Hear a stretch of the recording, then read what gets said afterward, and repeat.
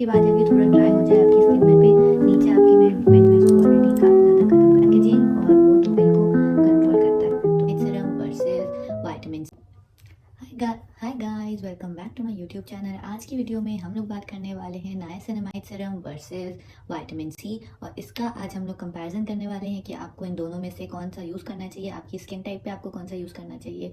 So this is going to be our video and let's get started. तो सबसे पहली बात, तो हम जो आज वो करने वाले हैं फेस ऑफ, ये दोनों एक ही कंपनी के हैं। ये दोनों प्लम के ही नाइसिनामाइड और विटामिन सी सीरम है, जिनकी पैकेजिंग और वो दोनों ही बहुत अच्छी है, एकदम ही यूनिक और अच्छी पैकेजिंग वाले हैं। तो प्लम का दोनों प्रोडक्ट्स मैंने यूज़ कर चुके हैं। दिस वॉज 30 ml और ये 20 ml का मैंने मंगाया था।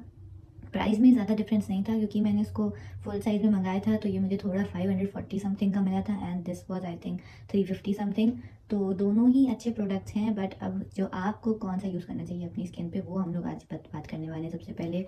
तो the first thing comes is that कि ये नाइसिनामाइड सीरम बेसिकली आपको यूज़ करना है अगर आपकी स्किन पे पिगमेंटेशन है, अगर आपकी स्किन में एक्ने मार्क्स हैं, अगर आपकी स्किन पे ब्लेमिशेस हैं, या फिर थोड़ा सा पिगमेंटेशन बहुत ज़्यादा है आफ्टर आपका सन के बाद जो हो जाता है स्किन पे कि कहीं कहीं पे डार्क और कहीं कहीं पे वाइट पैचेस हो जाते हैं, तो उसके लिए नाइसिनामाइड बहुत अच्छा है।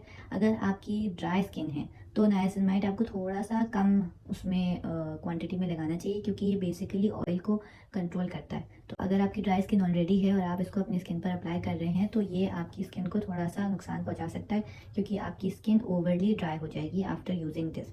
और ये बेसिकली क्लैरिटी के लिए होता है कि अगर आपकी स्किन पे एक्ने चले गए हैं, सब कुछ हो गया है ना, कि अब आपकी स्किन पे सिर्फ और सिर्फ मार्क्स बचे हैं, या किसी ना किसी तरीके से अगर आपके कोई अलग टाइप के एक्ने थे तो उसके जो भी रेसिड्यू होता है, कुछ कुछ मार्क्स रह जाते हैं। जैसे कभी कभी मेरे फेस पे पिंकिश या थोड़े से लाइट ब्राउनिश मार्क्स थे, तो उसको इसने बहुत हेल्प करा था पूरी तरीके से गायब करने में।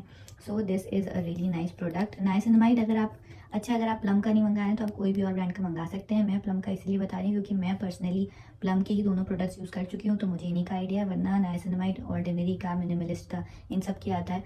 और प्राइस वाइज सबके प्राइस ऑलमोस्ट सेम है, कोई ज़्यादा डिफरेंस है नहीं सबके प्राइस में। बट ये है कि प्लम का मैं यूज़ कर चुकी हूँ और इसका टेक्सचर भी बहुत अच्छा है, लाइट वेट है, ज़्यादा वो नहीं है। और आप देख सकते हैं मैं इसको ऑलरेडी काफ़ी ज़्यादा ख़त्म कर चुकी हूँ, थोड़ा सा ही बचा है। तो वाइटिश टेक्सचर है इसका, कुछ ज़्यादा वैसा नहीं है कि आप यूज़ ना कर पाएँ, या फिर अगर यूज़ कर भी रहे हैं तो कुछ प्रॉब्लमेटिक हो। तो प्राइस वाइज एंड वो वाइज आपके लिए सही है। आपकी अगर कंसर्न ऐसी है जो आपकी थोड़ी सी और नॉर्मल स्किन है और आपके एक्ने मार्क्स हैं और आपको फेस पे क्लैरिटी चाहिए, तो उसके लिए ये प्लम का niacinamide serum is best. Now comes the second part, that is ये विटामिन सी सीरम। अब विटामिन सी सीरम इसलिए यूज़ होता है क्योंकि अगर आपकी फेस को ग्लो चाहिए, जहाँ पे नीचे आपके में मेंशनड है ग्लो बूस्ट, तो उसमें लिखा था क्लैरिटी बूस्ट और इसमें लिखा है ग्लो बूस्ट। ये देखिए, this is for clarity and this is for glow. तो ये दोनों ही सीरम ऐसे हैं कि आपको अलग अलग इनकी प्रॉपर्टीज़ हैं। तो अगर आपका जो है, आपको कोई खास वो नहीं है, लेकिन सिर्फ आपका स्किन का कंसर्न ये है कि आपके कोई एक्ने मार्क नहीं है, सिर्फ और सिर्फ ग्लो की ज़रूरत है, क्योंकि आप ज़्यादा अपने स्किन को हाइड्रेट नहीं कर पाते, ज़्यादा पानी नहीं पी पाते या ज़्यादा केयर नहीं कर पा रहे हैं, तो उसके लिए विटामिन सी सीरम आपके लिए अच्छा है।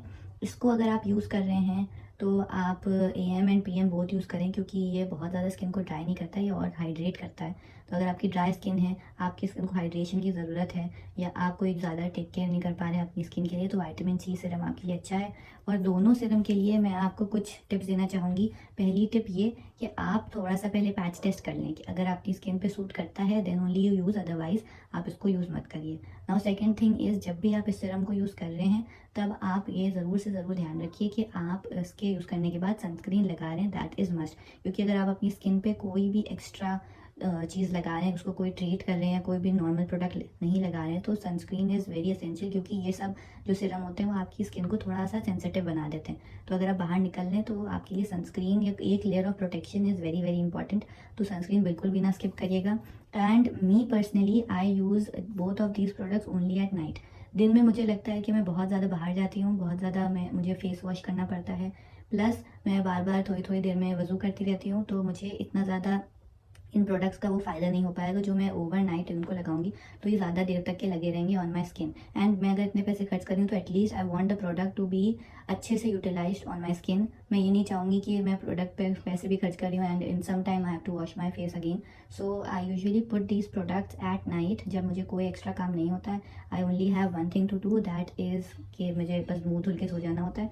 सो मैं रात में मेरा पूरा रूटीन इज़ कि सबसे पहले मैं फेस वॉश करती हूँ, कोई भी लाइट क्लेंजिंग किसी क्लेंजर से, या नॉर्मल अगर आपका फेस इतना ज़्यादा गंदा नहीं है तो आप नॉर्मली इसको कर लें। सेकेंडली जो चीज़ है दैट इज़ कि फिर उसके बाद थोड़ा सा टोनर लगा लें। टोनर में आप रोज़ वाटर लगा लें, that is also very best. Toner के बाद फिर मैं थोड़ा सा ये लगाती हूँ, और ये ध्यान रखिए दोनों सीरम को साथ में नहीं यूज़ करना। अगर आपकी फेस को क्लैरिटी भी चाहिए और अगर आपकी फेस को ग्लो भी चाहिए तब भी आप ये दोनों को मत लगाएं। पहले आप एक एक ट्रीटमेंट से शुरुआत करें, पहले आप क्लैरिटी के लिए करें, उसके बाद आप ब्राइटनिंग के लिए करें। अगर आपके दोनों कंसर्न है, अगर आपकी स्किन पे मार्क्स भी हैं प्लस आपको क्लैरिटी भी चाहिए, then you start with niacinamide first. जब आपका पूरा स्किन क्लीन हो जाए after 2-3 months, then you start with the second product. ये दोनों प्रोडक्ट को साथ में नहीं यूज़ करना है, ये आप याद रखिए। भले ही बहुत सारे लोग आपको बोलेंगे कि कोई नुकसान नहीं है, but me personally I think कि दो केमिकल्स आपको साथ में नहीं लगाना चाहिए, कुछ और रिएक्शन हो जाता है और आपकी स्किन स्टिल सेंसिटिव होती है क्योंकि वो अब्जॉर्ब करती है सारे प्रोडक्ट्स को अच्छे से। तो इतना लेयर भी नहीं करना चाहिए, आपकी स्किन 2-3 लेयर तक ही प्रोडक्ट्स एब्जॉर्ब करती है। तो आप फेस वॉश कर लें एंड देन टोनर लगाएं, उसके बाद ये लगा लें। उसके बाद जब ये थोड़ा ड्राई हो जाए, आपकी स्किन में अच्छे से एब्जॉर्ब हो जाए, फिर मॉइस्चराइजर लगाएं and that is good to go. Now you don't have to do anything else, this much is fine. And for these I order these from Nykaa, या फिर you can order it from Blinkit, Zepto, अब तो हर जगह मिलता है। So that was it, and this was the comparison between both of the products, and I hope you guys like it. And yes, see you in the next video. तब तक के लिए don't forget to subscribe to my channel, and bye bye.